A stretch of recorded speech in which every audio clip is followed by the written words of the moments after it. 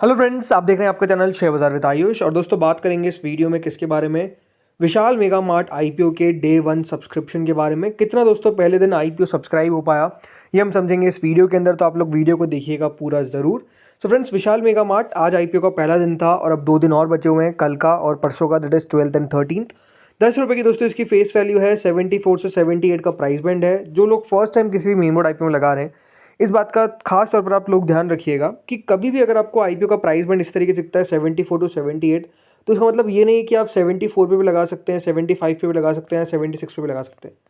अगर आप लगाएंगे तो भी लग जाएगा, लेकिन ये बात ध्यान रखिएगा बाद में आपकी जो बिड है उसको क्या कर दिया जाएगा, रिजेक्ट कर दिया जाएगा, उसको कंसिडर नहीं किया जाएगा।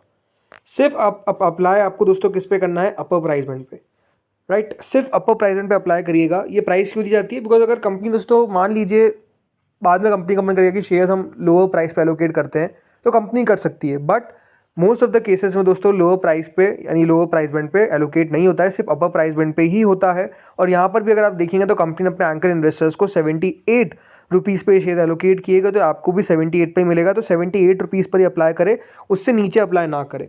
190 शेयर्स का दोस्तों इस आईपीओ का लॉट साइज है, करीबन 8,000 करोड़ का ये आईपीओ है, जिसमें से ऑफर फॉर सेल है पूरा का पूरा। दोनों एक्सचेंजेस पे आपको लिस्ट होता हुआ दिखेगा। इस आईपीओ के अंदर दोस्तों एक बात ध्यान रखिएगा, रिटेल में एक लॉट में 190 शेयर आपको मिलते हुए नजर आ रहे हैं, दैट इज 14,820 रुपीज़ हमें आपको पे करने पड़ेंगे। रिटेल में आप मैक्सिमम 13 लॉट्स तक अप्लाई कर सकते हैं, राइट, 1,92,660 रुपीज़ पे तक।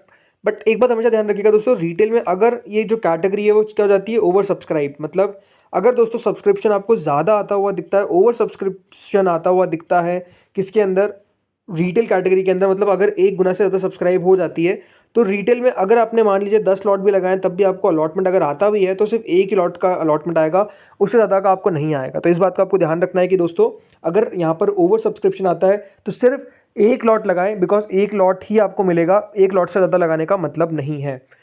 दोस्तों स्मॉल चेन्नई कैटेगरी में करीबन मिनिमम 14 लॉट्स आपको मिलते हुए नजर आएंगे, जिसमें आपको 2,07,480 रुपीज़ पे करने पड़ेंगे। यहाँ पर आपको इतने ही शेयर्स मिलेंगे। यहाँ पर आप मैक्सिमम 67 लॉट्स तक जा सकते हैं, जिसके लिए आपको 9,92,000 रुपीज़ पे करने पड़ेंगे। बट यहाँ पर भी अगर आप अप्लाई करें तो मिनिमम के लिए आपको अप्लाई करना है, और अगर मैक्सिमम मतलब इससे ज़्यादा शेयर्स चाहिए और ज़्यादा चांस आपको अपने इंक्रीज़ करने फॉर अलॉटमेंट, तो फिर दोस्तों बिग चेन्नई कैटेगरी में आपको जाना पड़ेगा, जिसमें मिनिमम 68 लॉट्स है और 10,07,760 रुपीज़ यहाँ पे आपको मिलते हुए दिखेंगे। अब दोस्तों समझते हैं हर एक कैटेगरी को कितना कितना शेयर ऑफर किया गया है। तो देखिए एंकर इन्वेस्टर्स को करीबन 30% इशू का ऑफर किया गया है, जो करीबन 2400 करोड़ रुपए होता है। क्यूआईबी कैटेगरी को 20% इशू किया गया है, करीबन जो 1600 करोड़ होता है। एचएनआई कैटेगरी को 15% इशू किया गया है, जो करीबन 1200 करोड़ होता है। अब हमेशा बात ध्यान रखिएगा, एचएनआई और एनआई एक ही बात है, काफ़ी लोग कन्फ्यूज आते हैं, तो वो बात एक ही है। इसमें big NI category, right, NI category में भी याद रखिएगा, जो बिग एनआई होते हैं उसको 10% दिया जाता है और स्मॉल एनआई को 5% दिया जाता है। रिटेल के पास दोस्तों इस आईपीओ में सबसे बड़ा हिस्सा है, करीबन 2800 करोड़ का, ये बात ध्यान रखिएगा। और कुल मिलाकर इस तरीके से कंपनी ने 100% जो हिस्सा है वो रखा है, मतलब 100% किस तरीके से बांटा है, जिसमें सबसे बिग पोर्शन रिटेल के पास गया है। अब समझते दोस्तों पहले दिन कितना पैसा है। तो देखिए पहले दिन क्यूआईबी कैटेगरी बहुत इंटरेस्टेड नहीं रहे, जिनको नहीं पता है हमेशा दोस्तों क्यूआईबी का पैसा आपको आखिरी दिन आता हुआ दिखेगा, राइट। तो अगर आज पहले दिन क्यूआईबी पोर्शन सब्सक्राइब आपको सिर्फ 3% होता हुआ दिख रहा है, बिकॉज 0.03 का मतलब कितना है, 3%। अगर इतना सब्सक्राइब होता हुआ दिख रहा है तो इस सबको ये नहीं सोचना कि क्यूआईबी इस आईपीओ में इंटरेस्टेड नहीं है। नहीं, क्यूआईबी दोस्तों लास्ट डे पैसा लगाते हैं, आखिरी दिन ही क्यूआईबी का पैसा आता है, तो ज़्यादा चिंता करने वाली बात नहीं है। 20,51,000 शेयर्स ऑफर किए गए थे क्यूआईबी को, बट ओनली 62,40,000 शेयर्स के लिए एप्लीकेशन आई, यानी करीबन याद रखिएगा 20 करोड़ शेयर्स ऑफर किए गए, ठीक है। तो टोटल मिलाकर कितना यहाँ पर पैसा आया है क्यूआईबी का पहले दिन, ओनली 48 करोड़ रुपीज़। देन दोस्तों आती है एनआई कैटेगरी, 1.16 टाइम दोस्तों एनआई कैटेगरी पहले दिन सब्सक्राइब होती हुई दिखी।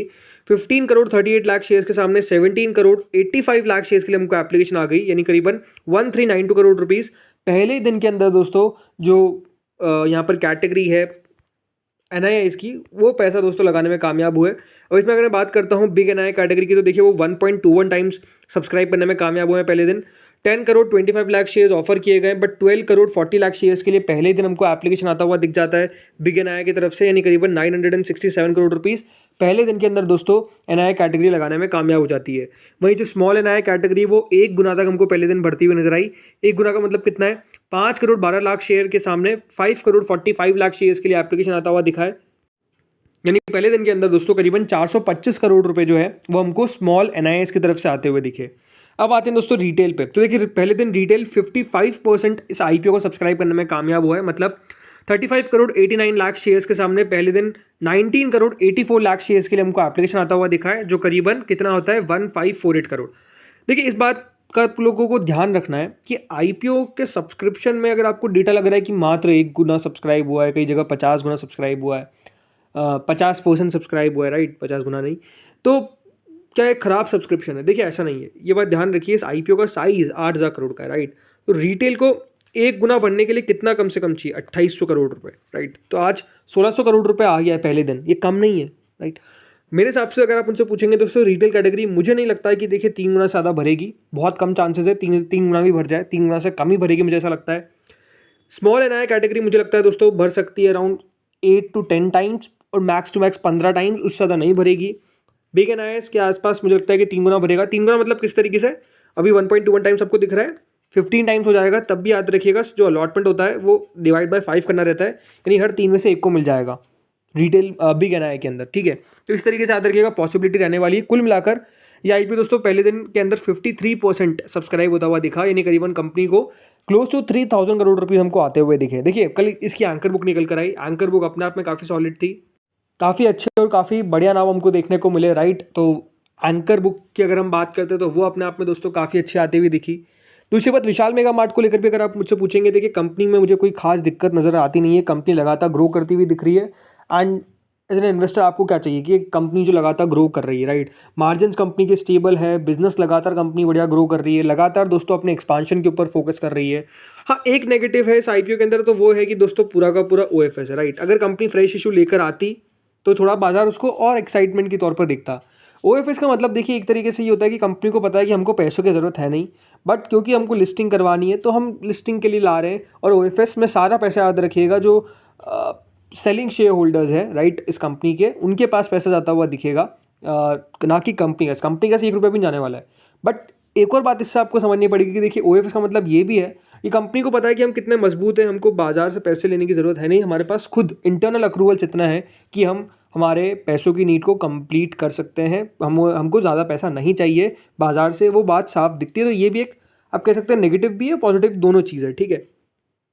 बाकी दोस्तों ग्रे मार्केट के हिसाब से 28% के आसपास करंट प्रीमियम चल रहा है, दैट इज 22 रुपये, राइट। ग्रे मार्केट में यहाँ पे देखिए फ्लक्चुएशंस काफ़ी देखने को मिले। अभी तक का हाई लगा है 25 रुपये का, जब 32% ग्रे मार्केट हो गई थी, बट 22 रुपये करेंटली हमको चलती हुई दिख रही है। आई थिंक सब्सक्रिप्शन अगर अच्छा निकल कर आ जाता है यहाँ पर हर एक कैटेगरी का, भले वो QIB हो, भले वो HNI हो, भले वो रिटेल हो, तो यहाँ पर प्रीमियम में और आपको बढ़ोतरी देखने को मिल सकती है। आई थिंक वैल्यूएशन के हिसाब से कंपनी ने कंफर्ट छोड़ा है, मुझे ऐसा लगता है, बट अगेन आपको कोई रिकमेंडेशन नहीं है, आप लोग अपने फाइनेंशियल एडवाइजर से कंसल्ट करें। मैंने अपना व्यू पहले बता दिया था कि देखिए यहाँ पर मैं अप्लाई करूँगा, तो आज भी आपको बता रहा हूँ फर्स्ट डे की अप्लाई मैं इस आईपीओ में करने वाला हूँ। तो दोस्तों इस वीडियो में इतना ही था, लेकिन आप लोग बताइए कि आपने पहले दिन अप्लाई कर दिया या फिर आप लोग वेट कर रहे हैं टिल लास्ट डे, बताया कमेंट सेक्शन में। इस वीडियो में इतना ही था। Thank you friends for watching this video.